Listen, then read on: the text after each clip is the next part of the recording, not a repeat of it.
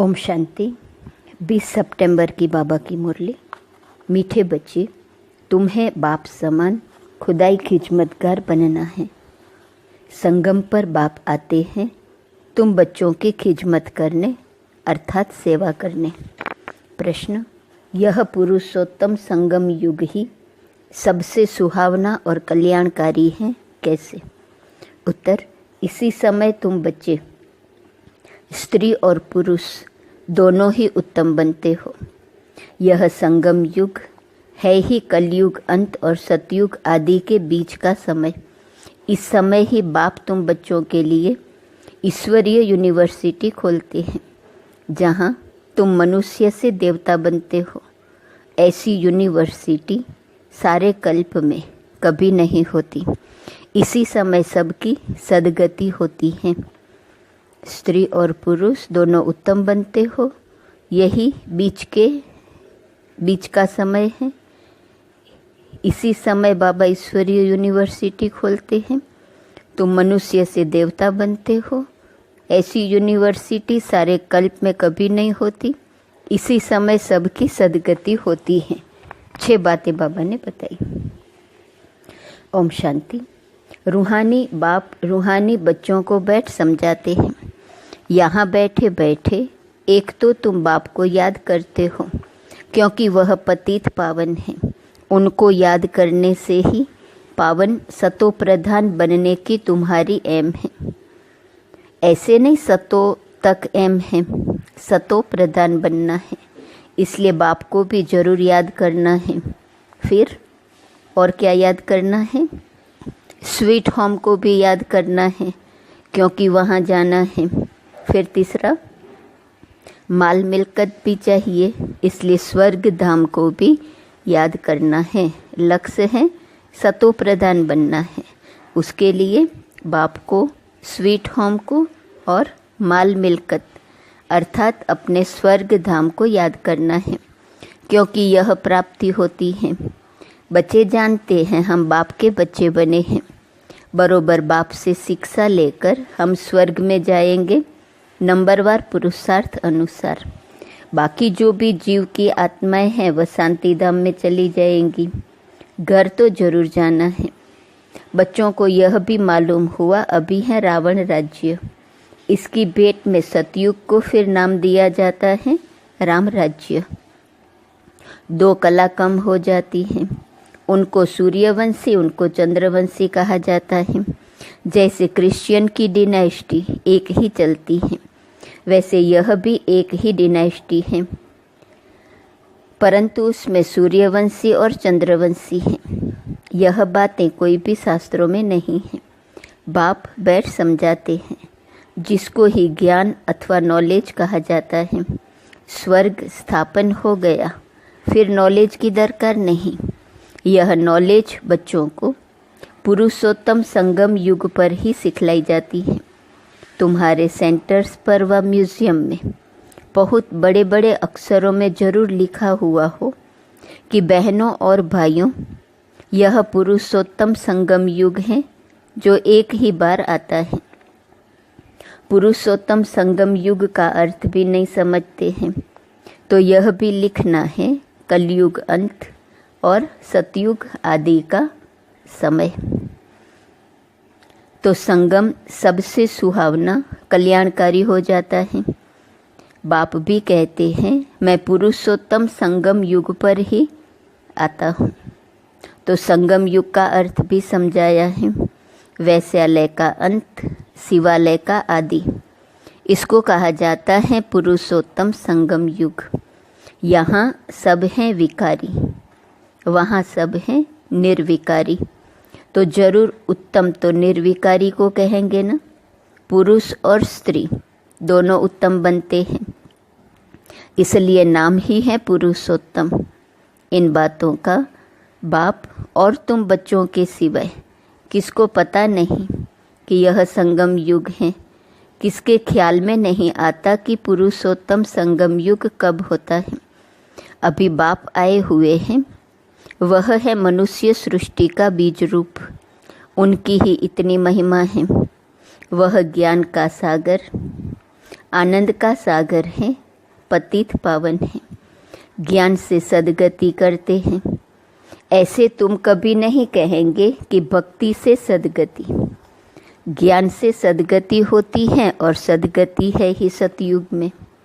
तो जरूर कलयुग का अंत और सतयुग आदि के संगम पर आएंगे। कितना क्लियर कर बाप समझाते हैं। नए भी आते हैं हूबहू, जैसे कल्प कल्प आए हैं, आते रहते हैं। राजधानी ऐसे ही स्थापन होनी है। तुम बच्चों को मालूम है, हम खुदाई खिदमतगार सच्चे सच्चे ठहरे। एक को थोड़े ही पढ़ाएंगे, एक पढ़ते हैं, फिर इन द्वारा तुम पढ़कर औरों को पढ़ाते हो। इसलिए यहाँ यह बड़ी यूनिवर्सिटी खोलनी पड़ती है। सारी दुनिया में और कोई यूनिवर्सिटी है ही नहीं। न कोई दुनिया में जानता है कि ईश्वरीय यूनिवर्सिटी भी होती है। अभी तुम बच्चे जानते हो, गीता का भगवान शिव आकर यह यूनिवर्सिटी खोलते हैं। नई दुनिया का मालिक देवी देवता बनाते हैं। इस समय आत्मा तो तमो प्रधान बन गई है, फिर उसको ही सतो प्रधान बनना है। इस समय सब तमो प्रधान है न। भल कई कुमार भी पवित्र रहते हैं, कुमारियाँ भी पवित्र रहती हैं, सन्यासी भी पवित्र रहते हैं, परंतु आजकल वह पवित्रता नहीं है। पहले पहले जब आत्माएं आती हैं वह पवित्र रहती हैं, परंतु फिर अपवित्र बन जाती हैं। क्योंकि तुम जानते हो सतो प्रधान, सतो रजो तमो से सबको पास होना होता है। अंत में सब तमो प्रधान बन जाते हैं। अभी बाप सन्मुख बैठ समझाते हैं, यह जाड़ तमो प्रधान जड़ जड़ीभूत अवस्था को पाया हुआ है, पुराना हो गया है, तो जरूर इनका विनाश होना चाहिए। यह है वैरायटी धर्मों का झाड़। इसलिए कहते हैं विराट लीला। कितना बड़ा बेहद का झाड़ है। वह तो जड़ झाड़ होते हैं, जो बीज डालो वह झाड़ निकलता है। यह फिर है वैरायटी धर्मों का वैरायटी चित्र। है सब मनुष्य, परंतु उनमें वैरायटी बहुत है, इसलिए विराट लीला कहा जाता है। सब धर्म कैसे नंबरवार आते हैं यह भी तुम जानते हो। सबको जाना है फिर आना है। यह ड्रामा बना हुआ है भी कुदरती ड्रामा। कुदरत यह है जो इतनी छोटी सी आत्मा अथवा परम आत्मा में कितना पार्ट भरा हुआ है। परम आत्मा को मिलाकर परमात्मा कहा जाता है। तुम उनको बाबा कहते हो, क्योंकि सभी आत्माओं का वह सुप्रीम बाप है न। बच्चे जानते हैं आत्मा ही सारा पार्ट बजाती है। मनुष्य यह नहीं जानते, वह तो कह देते आत्मा निर्लेप है। वास्तव में यह अक्सर रॉन्ग है। यह भी बड़े बड़े अक्षरों में लिख देना चाहिए, आत्मा निर्लेप नहीं है। आत्मा ही जैसे जैसे अच्छे व बुरे कर्म करती है तो ऐसा वह फल पाती है। बुरे संस्कारों से पतित बन पड़ती है, तब तो देवताओं के आगे जाकर उनकी महिमा गाते हैं। अभी तुमको 84 जन्मों का पता पड़ गया है और कोई भी मनुष्य नहीं जानता। तुम उनको 84 जन्म सिद्ध कर बतलाते हो तो कहते हैं क्या शास्त्र सब झूठे हैं? क्योंकि सुना है मनुष्य 84 लाख योनियाँ लेते हैं। अभी बाप बैठ समझाते हैं, वास्तव में सर्वशास्त्रमय शिरोमणि है ही गीता। बाप अभी हमको राजयोग सिखला रहे हैं जो 5000 वर्ष पहले सिखलाया था।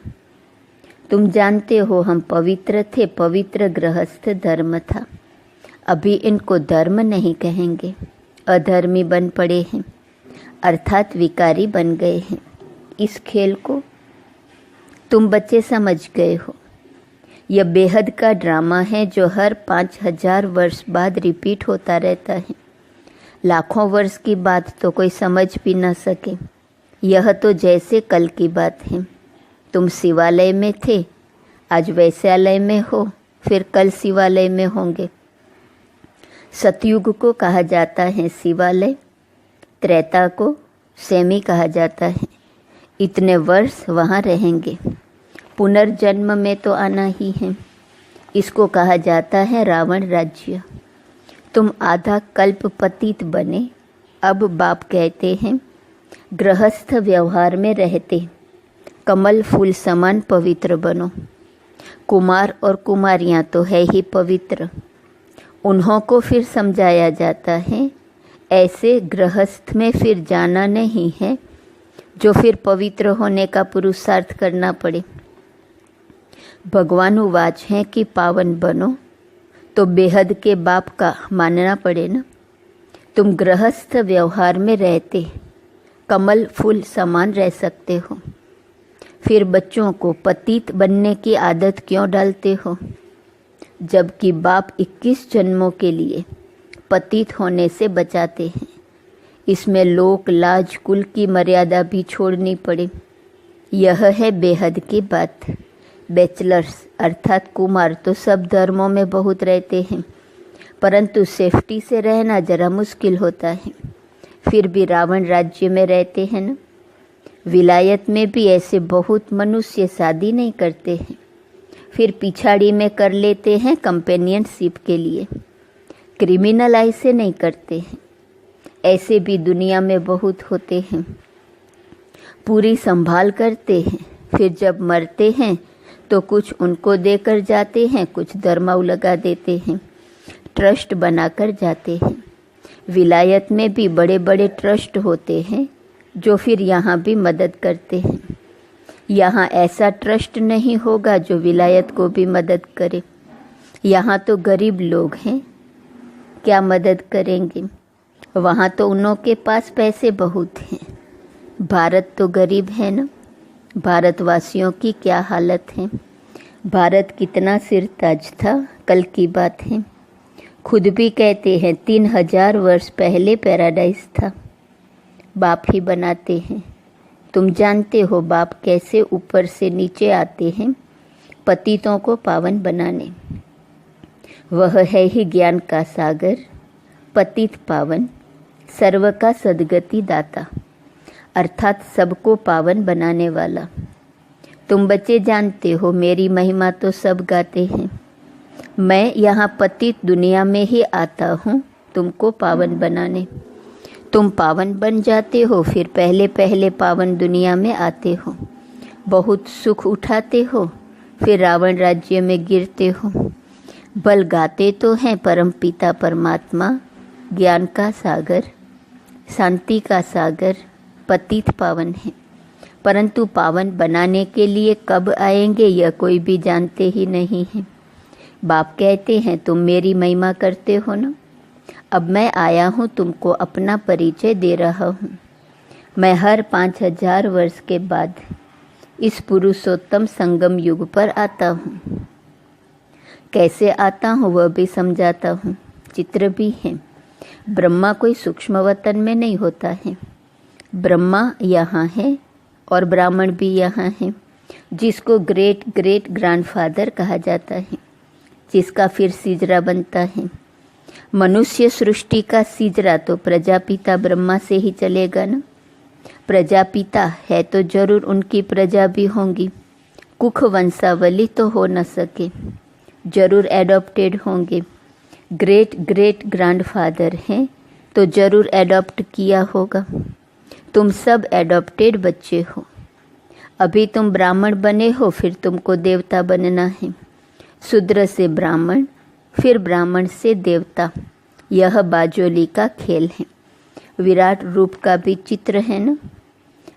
वहाँ से सबको यहाँ आना है जरूर। जब सब आ जाते हैं फिर क्रिएटर भी आते हैं। वह क्रिएटर डायरेक्टर हैं, एक्ट भी करते हैं। बाप कहते हैं हे आत्माएं, तुम मुझे जानते हो। तुम आत्माएं मेरे सब बच्चे हो ना।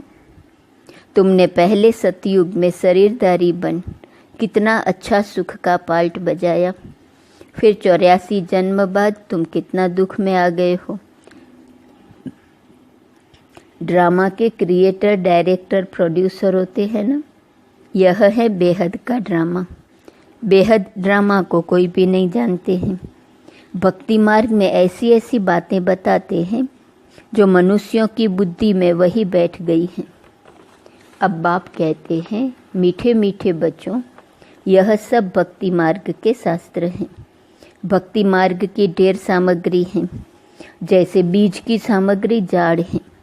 इतने छोटे बीज से जाड़ कितना अथाह फैल जाता है। भक्ति का भी इतना विस्तार है। ज्ञान तो बीज है, उसमें कोई भी सामग्री की दरकार नहीं रहती है। बाप कहते हैं, अपने को आत्मा समझ, बाप को याद करो, और कोई व्रत नेम नहीं है। यह सब बंद हो जाता है। तुमको सदगति मिल जाएंगी, फिर कोई बात की दरकार नहीं। तुमने ही बहुत भक्ति की है, उसका फल तुमको देने के लिए आया हूँ। देवताएं शिवालय में थे ना, तब तो मंदिर में जाकर उनकी महिमा गाते हैं।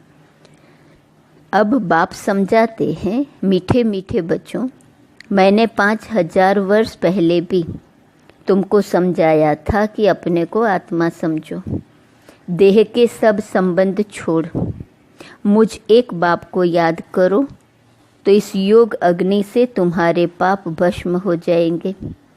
बाप जो कुछ अभी समझाते हैं, कल्प कल्प समझाते आए हैं। गीता में भी कोई कोई अक्षर अच्छे हैं। मन मना भव, अर्थात मुझे याद करो। शिव बाबा कहते हैं, मैं यहाँ आया हूँ। किसके तन में आता हूँ वह भी बताता हूँ। ब्रह्मा द्वारा सब वेदों शास्त्रों का सार तुमको सुनाता हूँ। चित्र भी दिखाते हैं परंतु अर्थ नहीं समझते। अभी तुम समझते हो शिव बाबा कैसे ब्रह्मा तन द्वारा सब शास्त्रों आदि का सार सुनाते हैं। 84 जन्मों के ड्रामा का राज भी तुमको समझाते हैं। इनके ही बहुत जन्मों के अंत में आता हूँ। यही फिर पहले नंबर का प्रिंस बनते हैं, फिर 84 जन्मों में आते हैं।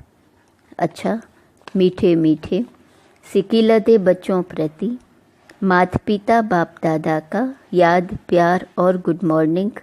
रूहानी बाप की रूहानी बच्चों को नमस्ते। रूहानी बच्चों की रूहानी बाप को नमस्ते नमस्ते नमस्ते। धारणा के लिए मुख्य सार, पहली पॉइंट, इस रावण राज्य में रहते पतित लोक लाज कुल की मर्यादा को छोड़ बेहद बाप की बात माननी है। गृहस्थ व्यवहार में कमल फूल समान रहना है। दूसरी पॉइंट, इस वैरायटी विराट लीला को अच्छी तरह समझना है। इसमें पाल्ट बजाने वाली आत्मा निर्लेप नहीं, अच्छे बुरे कर्म करती और उसका फल पाती है। इस राज को समझकर श्रेष्ठ कर्म करने हैं। वरदान, बाप के संस्कारों को अपने ओरिजिनल संस्कार बनाने वाले शुभ भावना शुभ कामनाधारी भव। अभी तक कई बच्चों में फीलिंग के, किनारा करने के, पर चिंतन करने व सुनने के भिन्न भिन्न संस्कार हैं, जिन्हें कह देते हो कि क्या करे, मेरे ये संस्कार हैं। ये मेरा शब्द ही पुरुषार्थ में डीला करता है। ये मेरे संस्कार हैं, ये मेरा शब्द ही पुरुषार्थ में डीला करता है। यह रावण की चीज़ है, मेरी नहीं। लेकिन जो बाप के संस्कार हैं वही ब्राह्मणों के ओरिजिनल संस्कार हैं। वह संस्कार हैं विश्व कल्याणकारी, शुभ चिंतनधारी, सबके प्रति शुभ भावना, शुभ कामनाधारी। स्लोगन, जिनमें समर्थी हैं वही सर्व शक्तियों के खजाने का अधिकारी हैं। आज का स्वमान है, मैं महादानी हूँ। अव्यक्त इशारे की पॉइंट है। 20 सितंबर, कभी भी इंसाफ मांगने वाले नहीं बनो। किसी भी प्रकार के मांगने वाला स्वयं को तृप्त आत्मा अनुभव नहीं करेगा। महादानी भिखारी से एक नया पैसा लेने की इच्छा नहीं रख सकते। यह बदले व यह करे व यह कुछ सहयोग दे, कदम आगे बढ़ावे, ऐसे संकल्प व ऐसे सहयोग की भावना परवश शक्तिहीन भिखारी आत्मा से क्या रख सकते। अच्छा, ओम शांति।